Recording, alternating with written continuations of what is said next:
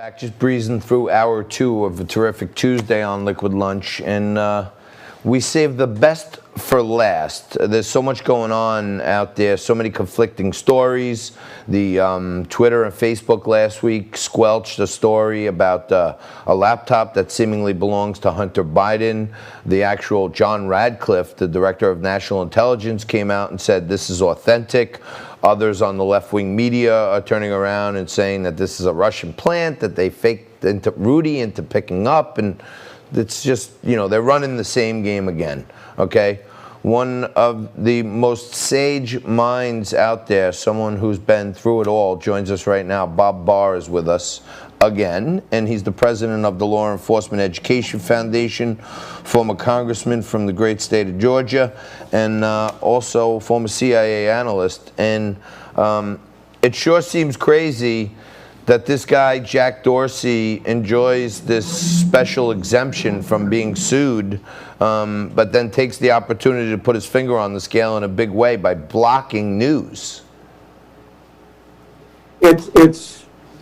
It's problematic, John, shall we say. And by the way, I've been called a lot of things. I don't know that I've ever been called sage before. That's a new one on me, and I'll have to remember that next time I do some cooking with sage.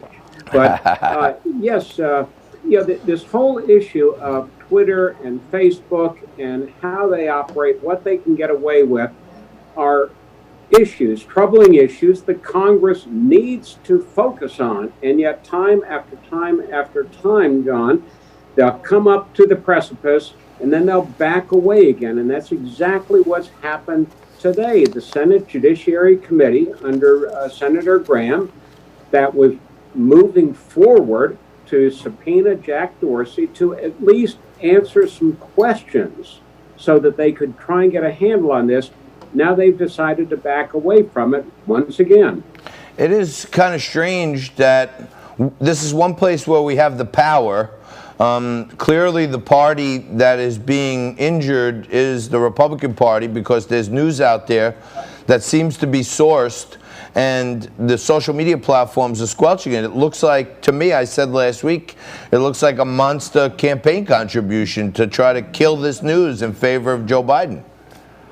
That's exactly what it is, John. It is, as you aptly put it in your intro, they're putting their finger on the scales of justice in a political campaign to favor and help one candidate over the other. That's exactly what they're doing. And the reason they're able to do this without having to worry about being sued or having the government do anything about it is because of a long-standing federal law that carves out from the laws that keep the media at least within certain bounds by being liable for slander and defamation. Platforms like Twitter and Facebook are exempted from that. So the reason that Facebook and Twitter, in this case, are able to do these things is because of a federal law that allows them to. So, I don't favor the heavy hand of government coming in and telling companies what to say and what not to say. But when they are getting away with this kind of interference solely because of a law that Congress has passed and a prior president signed, gives Congress the responsibility to ask questions and make some adjustments if necessary. And that's what they were starting to do, and I'm very disappointed that they backed away again. Well, it looks like the social media platforms have also backed away by saying they're going to stop doing that. They're going to let whatever comes out on the New York Post story come out. So that might be good news. I do want to point out to you that I just looked it up so that you didn't take it the wrong way, but in the Webster's dictionary under adjective, sage is having, showing, or indicating profound wisdom. So it was the highest of all compliments I was paying. I have to use that next time I have an argument with my wife. Wow, she probably won't love that. And I'll quote you. The same, yeah, that's fine. The same. I thought the Judiciary Committee did a quite strong move. We got the power. We're going to have the hearings. We're going to nominate the justice. We're going to put it to a full vote. They said they were going to put it to a vote this Thursday. Now, from what I'm hearing, it's going to go until Monday. They're not backing away from that now, are they? Lord, I hope not, John.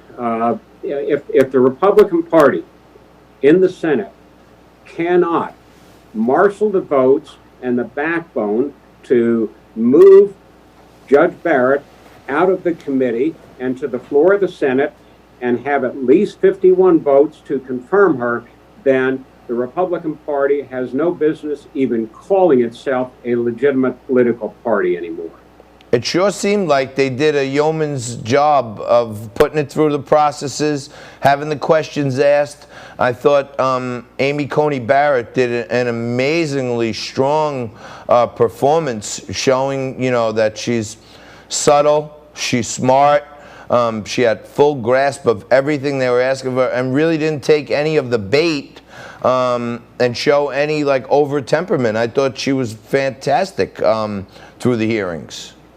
She was, John. Not only did she indicate to anybody who cared to watch the confirmation hearings that she is extremely smart, has a phenomenal memory, but she also has a very solid disposition, so that, as you said, she did not allow herself to be drawn into arguing with these senators who were on the Democrats' side, who were clearly trying to bait her into either saying something intemperate or saying something that could then later on be turned against her. I was very, very impressed with her ability to walk that fine line. I thought she was as steady as I've ever seen anyone coming under such a grilling, and I thought it was refreshing to see a woman of that caliber that the president put up. I want to dig into your CIA bag of tricks here for a minute and get your thoughts.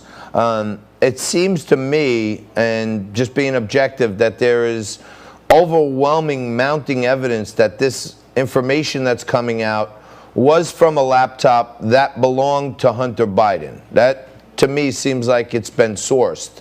And no one on the Biden team has denied their authenticity. What do you make of all this? That's the most important thing in all of this, John, and that is the simple fact that nobody on the Biden team or in the Biden family has come forward and said that was not Hunter Biden's laptop. That was not our information. Those were not our emails. And that fact alone speaks loudly to the veracity, the truthfulness of this information. And the fact that we have the media, much of the left-wing media, that won't delve into this because it paints a very damaging picture of not only what Hunter Biden was doing over the course of his father's tenure as vice president and playing on that and making money off of that for he and apparently his friends, but there's very clear evidence through these emails that his father, that is the big guy, that is Joe Biden, that is the president at the time, vice president at the time of the United States, knew what was going on. We all, I was joking around last week that I've read some transcripts and stuff from different like mafia trials over the years, and they think they have this code where they're talking about this guy or the green carpets, and then after a while the smart guys like you in intelligence figure out the code, right? And you know that A equals this boss or B equals this soldier, etc. It's pretty clear when they refer to the big guy, they're talking about Joe Biden to me. I mean, nobody with any understanding at all of how government operates, how criminal enterprises operates, how the real world operates, could come away with any other conclusion. Clearly, the big guy, when you look at all these different emails and what was going on and what was being said, clearly is the vice president at the time of the United States, that is Joe Biden.